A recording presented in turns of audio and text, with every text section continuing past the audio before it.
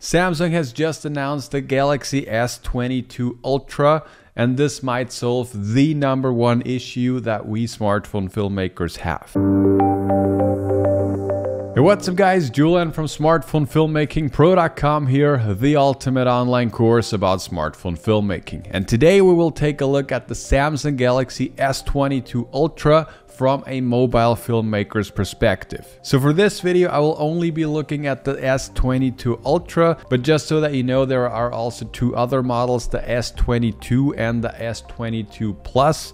But I will be taking a look at the S22 Ultra because this has the best features when it comes to smartphone filmmaking. So first of all, let's take a look at all the different cameras that we get with this phone. You get an ultra wide angle lens with 12 megapixel with an aperture of f2.2. You get a wide angle with 108 megapixel and an f1.8 aperture. And the cool part about this one is that it also has an OIS, which stands for optical image stabilization. And this will just massively help whenever you're shooting handheld, for example, to just have less, shake in your videos. Besides that, you also have a 3x lens with 10 megapixels and an f2.4 that also has OIS. And by the way, all those lenses have optical image stabilization, just the ultra wide angle does not have that. And last but not least, you also have a 10x lens with a 10 megapixel sensor, and this has an aperture of f4.9. So there are quite a few lenses and also quite a big range, considering the ultra wide angle is really ultra wide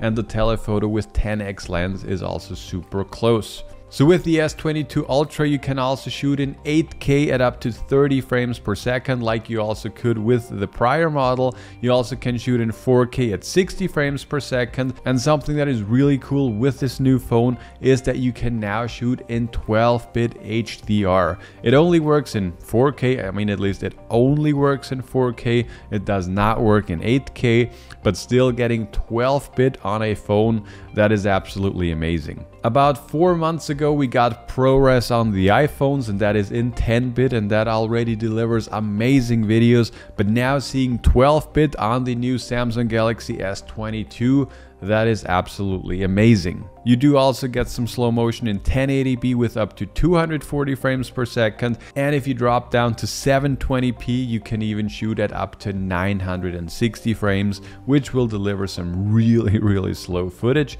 But just so that you know, you will need a lot of light to get some usable footage. Something that is also worth noting with the S22 Ultra is that this is a freaking heavy phone. I just looked it up again. It is 229 grams, which is very heavy. Just for the reference, this bad boy right here, that's the Honor Magic 3 Pro Plus, that is also, really big, that not even weighs 200 grams. So especially for all of you that also plan on using this phone on a gimbal, I would definitely look more towards the Smooth 5 or maybe even the Crane M3, just to really make sure that it actually can handle this phone. But now let's finally talk about the most important and the coolest new features that this phone has, and that is definitely the Nightography, or however they pronounce it, the Nightography features. And this basically addresses the problem that I was mentioning at the beginning of this video, because with all smartphones, be it an iPhone or whatever phone it might be, the problem is that the sensor is very small compared to a full frame sensor, for example, and whenever you're shooting in low light situations,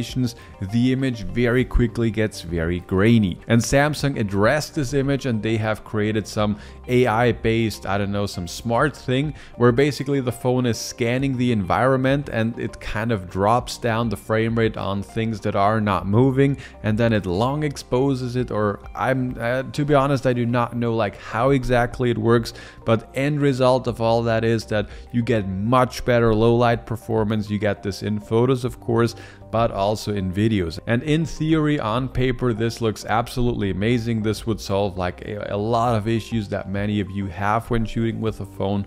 but I cannot guarantee like how good this works in real life situations.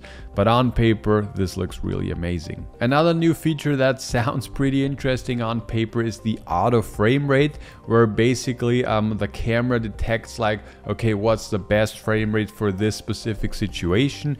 And you know, I think it might be like, in case someone is talking, it might switch to 24 frames per second, and whenever there is something going on, it might switch to 60 frames per second. That's at least what I would expect it to do. But again, I also have to test this out myself, and then I will of course deliver you more information about that. But overall, it sounds like a very decent upgrade from the S21 Ultra, and yeah, I'm definitely trying to get my hands on it as soon as possible. And I will of course also make a comparison to the iPhone 13 Pro, especially of course when it comes to the video features. So in case you would like to see anything specific, just make sure to write me a comment down below. And also, in case you have not subscribed yet, make sure to do so to not miss any of the future videos. And one last thing that I still want to mention, just so that you know, is that the S22 Ultra does not offer you to shoot in ProRes like the iPhones does. The reason for that probably is because ProRes is an Apple codec, and yeah, that actually might be the reason. But just so that you know, this will not work. But on the other hand, you know, ProRes files also are super big. They are easy to edit, but they are super big. So you know, there are always pro and cons, but just so that you know. And in case you would like to learn more about smartphone filmmaking in general, you can check out the first link below that like button. That will bring you to our totally free webinar, where I share the top 5 secrets to shooting cinematic videos with your smartphone. But that's it for today. I hope you enjoyed it, and I'll talk to you guys in the next one.